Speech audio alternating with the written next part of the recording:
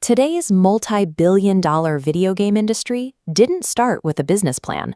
It was the accidental byproduct of austere, post-war military laboratories.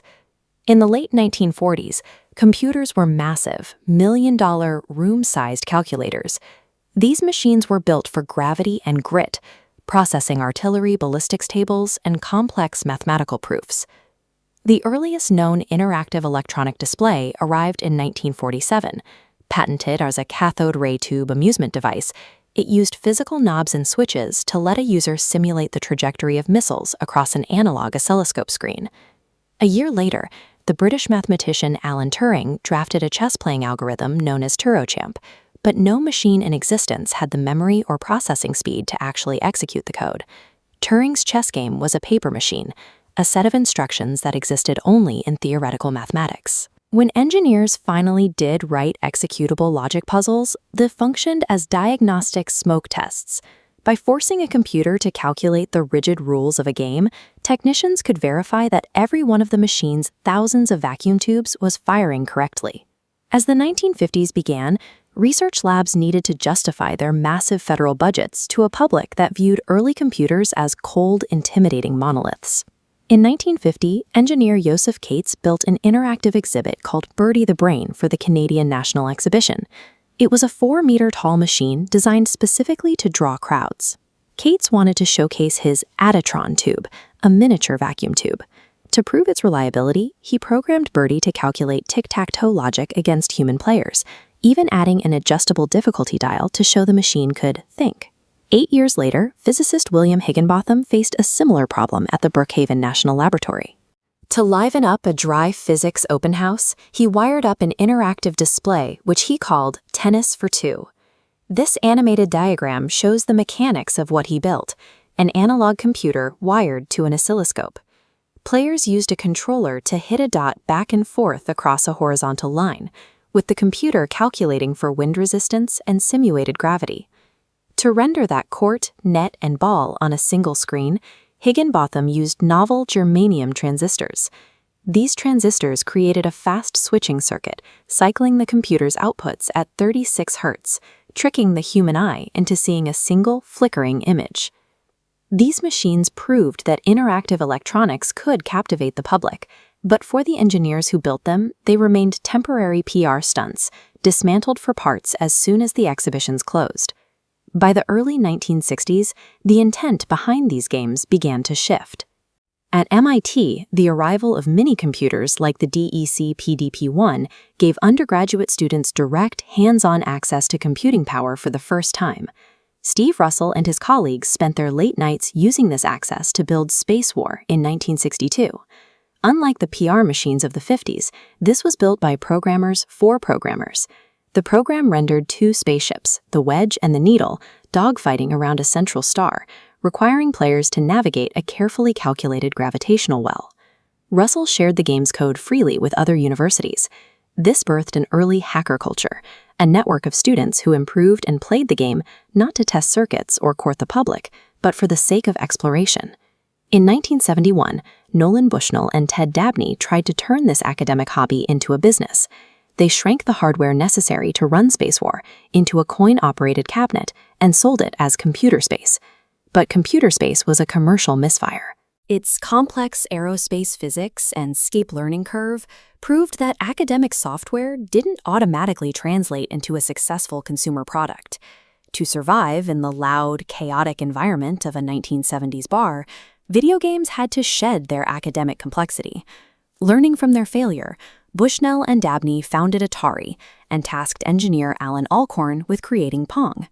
They stripped away the gravitational mechanics of the lab and replaced them with the intuitive physics of table tennis. Pong was immediately accessible. Within a few years, Atari had sold thousands of units, proving that interactive logic could be packaged and sold as a mass-market product. Simultaneously, engineer Ralph Baer realized that the television set, then a passive fixture in the American home, could be turned into an interactive digital canvas. Baer's brown box prototype evolved into the 1972 Magnavox Odyssey, moving interactive media out of the arcade and into the living room.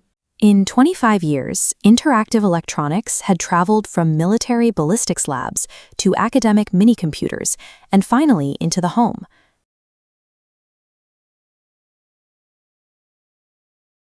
In the early 1980s, the video arcade became the geographic center of youth culture.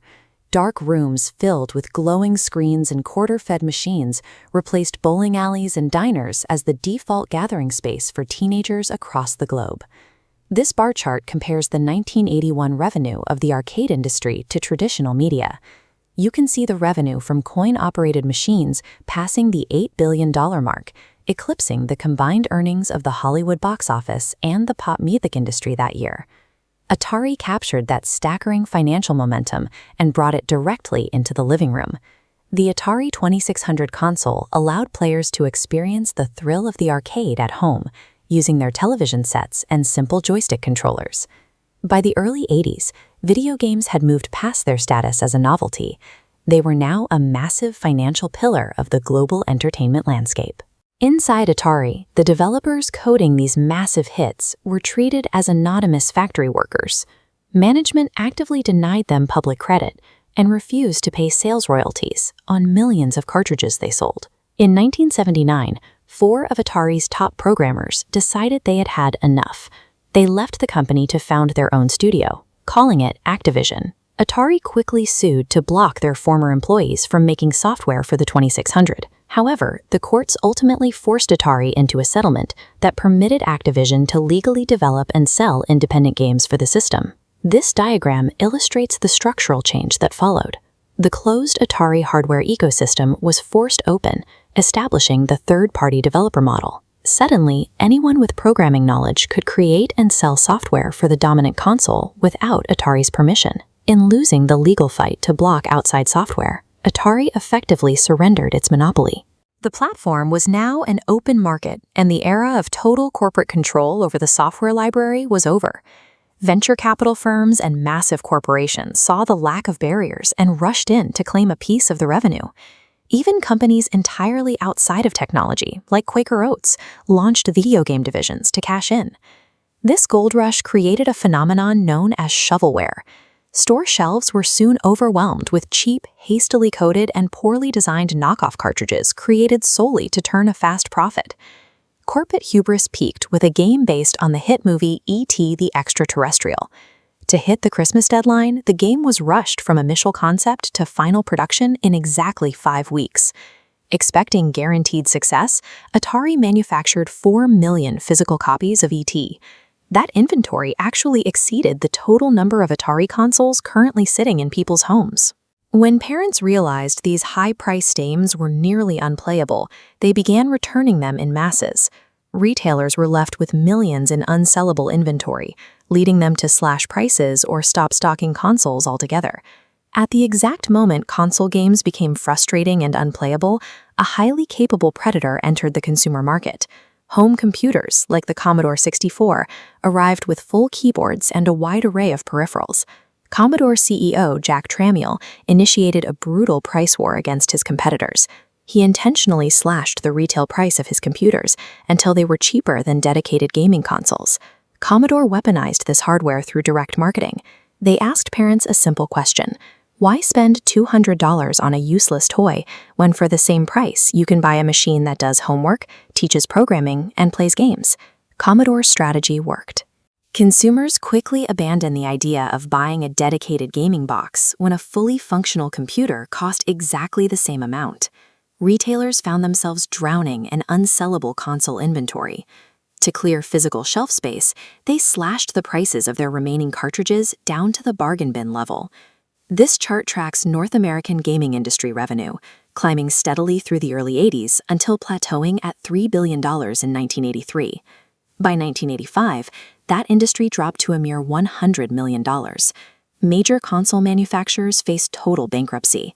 The physical reality of this failure played out in the New Mexico desert. Atari quietly sent truckloads of its unsold inventory to the Alamogordo landfill, burying hundreds of thousands of unwanted cartridges under tons of dirt. The American media declared video games a dead fad. Yet, across the Pacific, a Japanese playing card company named Nintendo was secretly engineering a new console with a strictly controlled software lockout chip. The industry collapse cleared the field of its previous leaders.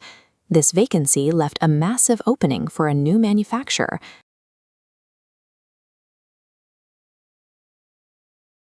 Curious, slightly nostalgic. Look at this device. This is the original Nintendo Game Boy, released in 1989. With its simple monochrome screen, it perfectly captured the public's perception of video games at the time. Two-dimensional, brightly colored toys meant strictly for children. Nintendo held an absolute monopoly over this market. But under the hood, the medium was hitting a hard physical wall. The processors driving these consoles were reaching their limits, and the games themselves were trapped inside ROM cartridges. These plastic chips were incredibly expensive to manufacture, severely restricting exactly how much data developers could actually give to a player. At the same time, the audience was growing up. The kids who cut their teeth on 8-bit plumbers and pixelated aliens were entering their teenage years, and their tastes were shifting toward faster, more mature entertainment. Pacing quickens. You had a stagnant topological ceiling pressing down on an audience that was rapidly outgrowing it. It was a pressure cooker of shifting demographics and constrained hardware, ready to fracture. When the pressure finally broke in the early 1990s, the entire industry split. It triggered two massive parallel conflicts simultaneously: a fierce corporate marketing battle for control of the living room television, and a rogue, ground-up software rebellion happening on the home desktop computer. This is the Sega Genesis. Notice the sleek black hardware. Sega looked at Nintendo's family-friendly dominance and decided to go on the offensive, launching aggressive advertising campaigns designed specifically to attract those newly minted teenagers. When the Super Nintendo arrived to defend its turf, the 16-bit console rivalry ignited. Sega pushed the raw processing speed of its hardware with Sonic the Hedgehog, while Nintendo countered by showcasing a massive 32,000 color palette and advanced audio chips. Yet both corporations were still shackled by the same physical bottleneck. No matter how fast their processors ran, they were still printing games on expensive ROM cartridges that simply could not hold enough data to push graphics into the third dimension. Then, an electronics giant stepped in and abandoned cartridges entirely. Sony released the PlayStation, a console that read games off cheap, high-capacity optical discs. A single CD-ROM could hold roughly 100 times more data than a standard cartridge. That massive leap in storage space allowed developers to finally render fully 3D polygons, include pre-recorded cinematic cutscenes, and feature completely orchestrated soundtracks. Because CDs cost pennies to press compared to manufacturing cartridges, Sony offered incredibly friendly licensing terms to third-party developers. Entire franchises that defined Nintendo's early years defected to the PlayStation, bringing complex, mature stories and survival horror elements with them. By selling over 100 million units, Sony proved that raw storage capacity and cinematic storytelling were now the strict requirements for any company hoping to survive in the living room. Here is programmer John Carmack, one of the founders of id Software. While the console manufacturers were bleeding millions fighting over hardware specs, Carmack and his team focused entirely on software code. This diagram illustrates their first major breakthrough for Wolfenstein 3D. Since standard 1990s computers couldn't render true 3D, Carmack used a technique called raycasting. The program calculates 3D space by casting line rays outward on a two-dimensional grid until they hit a wall, tricking the computer into drawing a simulated 3D perspective. For their next project, Doom, they pushed the code even further. By separating the map data into a binary space partitioning tree, the engine could rapidly determine exactly which walls the player could see at any given moment. This allowed for highly complex environments, with differing floor heights and shifting lighting, running smoothly on basic home PCs. Doom exploded across computer networks. It popularized the personal computer as a serious gaming machine and established the mechanics of the first-person shooter genre overnight. This photo shows a hearing in the United States Senate. The visceral, bloody combat in games like Doom and Mortal Kombat generated massive public outcry, forcing the industry to band together and create the ESRB rating system just to keep the government from regulating their sales. But id Software did something else with Doom that rippled outward. They kept the game's data packages, known as WAD files, completely open. Players figured out how to build their own custom levels, swap out textures, and record highly compressed gameplay demos to share on bulletin board systems. They gave their audience the tools to rewrite the experience. id Software established a community-driven ecosystem where modding and competitive speedrunning became core features of the personal computer platform. By the time the decade closed, the idea that video games were strictly two-dimensional toys printed on cartridges was dead. Sony had cemented a new standard in the living room, ensuring that future consoles would rely on high-capacity optical media to deliver 3D graphics and massive cinematic experiences. On the desktop, the foundation was laid for the first-person shooter, alongside a highly lucrative new business model of licensing standalone 3D game engines to other developers. Today, as seen in this wide shot of the E3 convention floor, those two ecosystems operate in tandem. They support a mature global industry that generates hundreds of billions of dollars annually. The technological and demographic pressures of the 1990s split the medium into two distinct pillars: the massive console blockbuster and the fiercely independent PC community.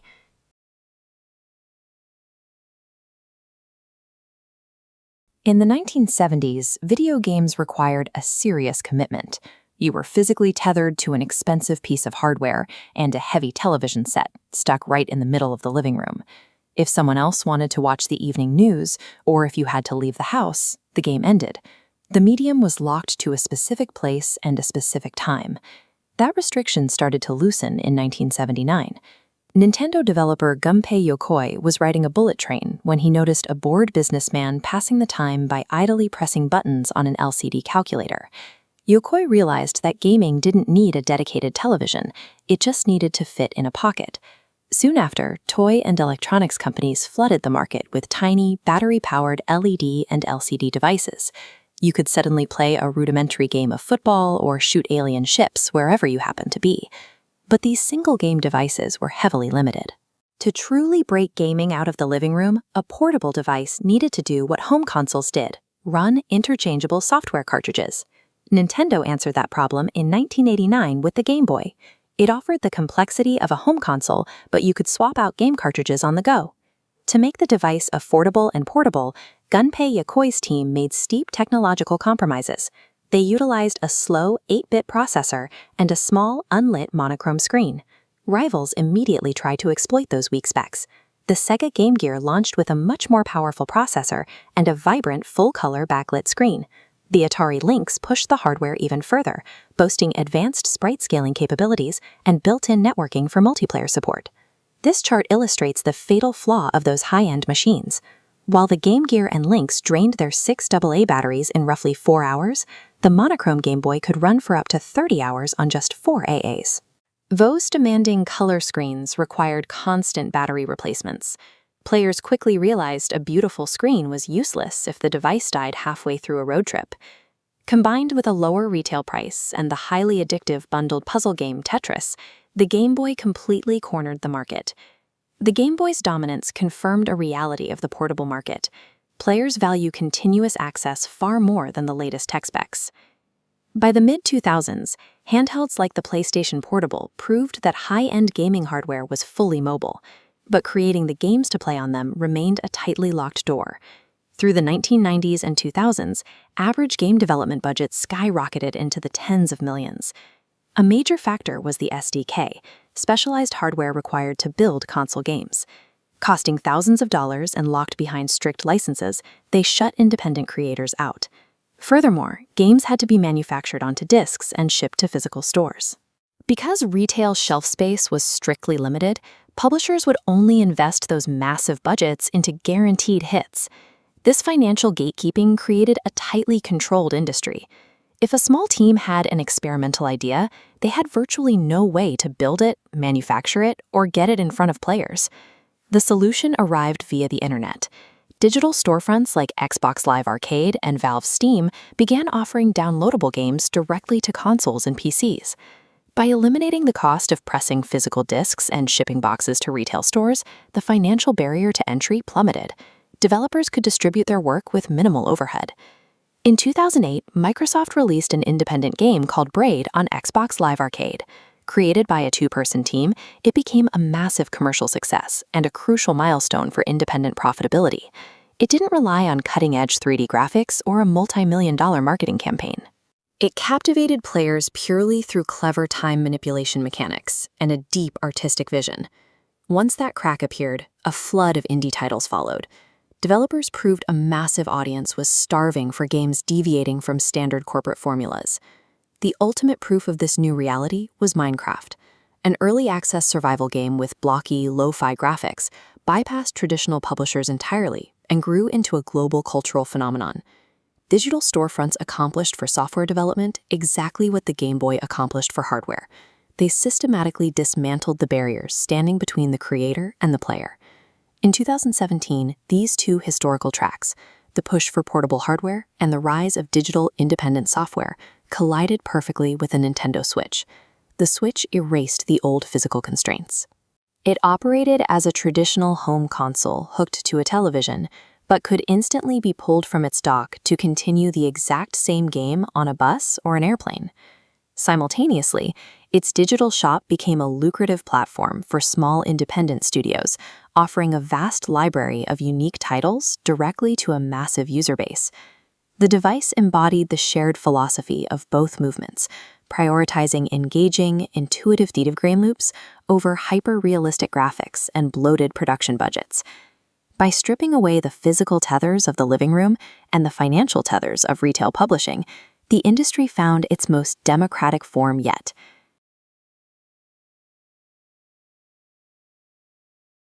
For decades, video games had a clear, finite life cycle. You walked into a retail store, bought a plastic cartridge, and played it until the credits rolled. For the developers making these titles, the economic transaction ended at the cash register. Whether a player spent 5 hours or 500 mastering a game, the studio only saw that initial retail payment. To move past that single point of sale, publishers began a transition toward digital ecosystems, environments where player attention could be monetized long after they left the store. Today, video games operate as massive, continuously updated virtual worlds. These environments run on global server networks and generate tens of billions of dollars in recurring revenue every year. Yet, despite these revenues, the industry is contracting. Between 2022 and 2025, an estimated 45,000 developers lost their jobs as studios faced rapid closures. Even the companies at the top of the market are vulnerable. Epic Games, the developer of the multi-billion-dollar hit Fortnite, recently laid off over 1,000 employees because player engagement began to wane. The industry moved away from owned physical products toward a model of renting access via digital subscriptions. But if this model is so lucrative, why is the architecture currently failing? The foundation for connected gaming was laid in the 1980s. Students used university mainframe networks to build the first multiplayer virtual worlds, interacting with each other in real time across vast distances. In 2004, World of Warcraft proved the commercial viability of this model. Millions of players began paying a monthly subscription fee, essentially digital rent, to access a persistent, evolving fantasy world. This illustrates the engine of the lifestyle game. Subscription fees fund server upkeep and a constant stream of new content. That content keeps players active, which ensures they pay for the next month, creating a continuous revenue loop. But this model had a ceiling. A mandatory monthly fee locked out the vast majority of the global audience. To reach a truly global scale, the industry realized it had to eliminate the upfront cost barrier entirely. This led to Games as a Service, or GaaS. Titles like Team Fortress 2 and League of Legends stopped charging for the software and simply gave the base game away for free. Instead of selling access, they sold digital expression. Revenue shifted to optional microtransactions, where players spend real money on cosmetic items like character outfits and weapon skins. A primary engagement tool in this model is the Battle Pass.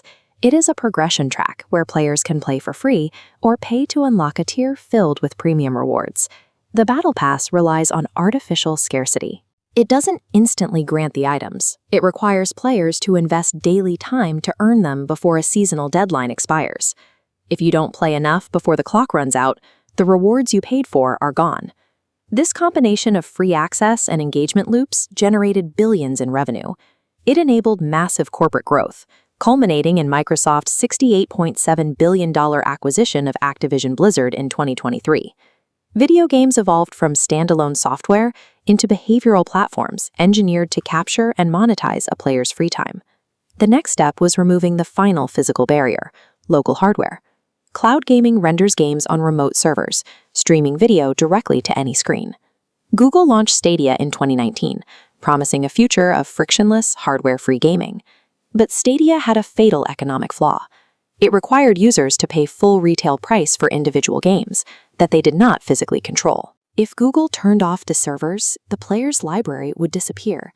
Google shuttered Stadia in 2023, while services like Xbox Game Pass and NVIDIA GeForce Now managed to survive. The survivors succeeded by aligning their pricing with the cloud. They offered Netflix-style subscription libraries or allowed users to stream games they already owned on other digital storefronts. While cloud gaming eliminated hardware friction, it finalized the shift away from consumer ownership toward absolute corporate control over access. The current industry crisis stems from a simple reality. Infinite growth models are colliding with the finite reality of human time. Dozens of massive live service games demand daily logins, competing for the same 24 hours. With limited audience bandwidth, players consolidate around dominant titles. Other studios collapse under the cost of endless content treadmills, triggering mass layoffs. At the same time, the audience is actively burning out. Players are increasingly rejecting the aggressive monetization and the constant grind demanded by the live service model.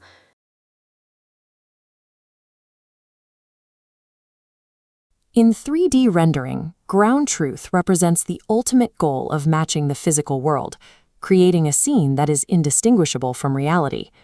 For decades, video games relied on clever artistic tricks to approximate that truth. But today, the modern video game industry is using advanced technology to generate it, building lush, dynamic worlds that achieve near photorealism. This fidelity is driven by two key technologies: physically based rendering and real-time ray tracing. Instead of painting shadows and reflections onto a surface, these systems simulate the physical behavior of light. The engine calculates how individual light rays bounce off objects, creating reflections and shadows that react to the environment in real time. To populate these scenes, developers are using virtualized geometry systems like Unreal Engine 5's Nanite. In the past, hardware would crash if a model had too many triangles, the tiny shapes that make up 3D objects. Nanite allows artists to use billions of polygons in a single asset, automatically scaling the detail so the hardware stays stable. These massive calculations are incredibly taxing on hardware. To keep games running at smooth frame rates, studios use artificial intelligence upscaling, like DLSS. This software trick allows the computer to render the game at a lower, easier resolution, and then use AI to guess the missing pixels, outputting a sharp 4K image with minimal performance loss. This technological zenith allows for breathtaking art, but achieving it demands a level of computational power and labor complexity that stretches studio resources to their absolute limit. This complexity has a literal price. The cost of building these hyper-realistic worlds has reached levels once reserved for the biggest Hollywood blockbusters, with major AAA franchises now costing up to $1 billion to produce and market. At $1 billion a project, the financial risk is too high for the traditional ship-and-move-on model.